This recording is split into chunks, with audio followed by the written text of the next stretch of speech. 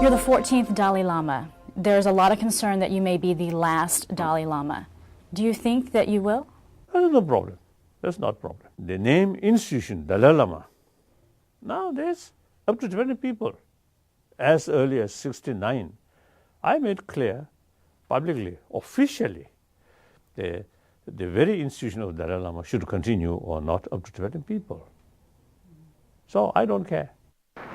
For a man of peace, the 14th Dalai Lama has been unable to avoid a life of controversy. In 1937, he was just 2 years old when monks believed he was their reincarnated leader. The world was changing around the young boy. By 1959, Communist China had tightened its grip on Tibet. The Dalai Lama fled for his life to India and remains in exile today. His Holiness is fully aware China will install its own Dalai Lama, so there could be two, but only one that carries on the Tibetan tradition. In order for that to continue, the Dalai Lama may choose to be reincarnated outside of Tibet, and that's not all that could change.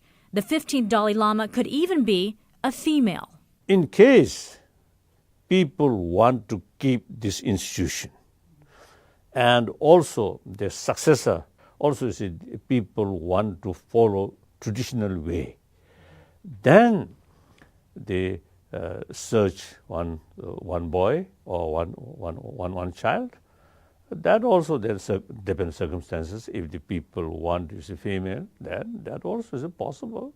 In any way, if the circumstances still remain like this, we are outside Tibet. And then the reincarnation of Dalai Lama logically find in free country. Why? The very purpose of the reincarnation is to carry continuously the task which started previous life. So I come in a free country.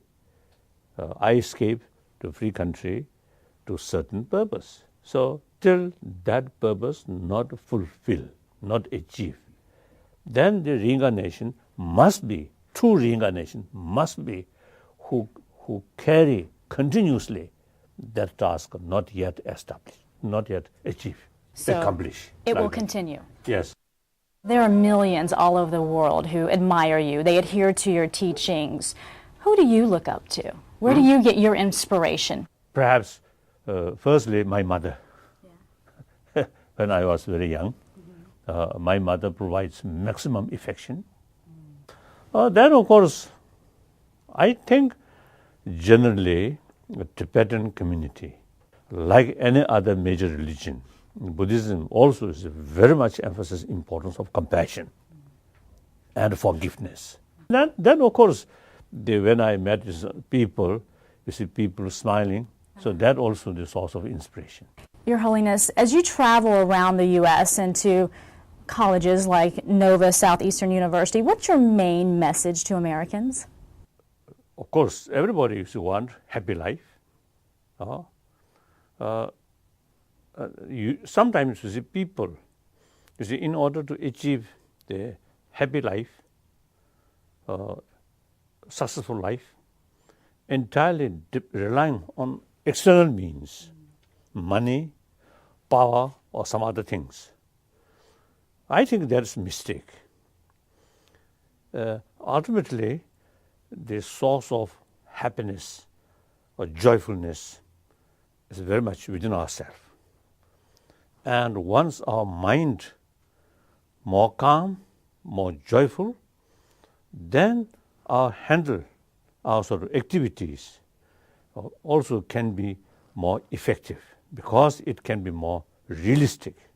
Many have lost their jobs, they've lost their homes. There's a lot of worry in them. So how do you find that peace, that happiness, when you have all of this to deal with? The internal value, there's no limitation. If you make effort, it is development continuously and very stable.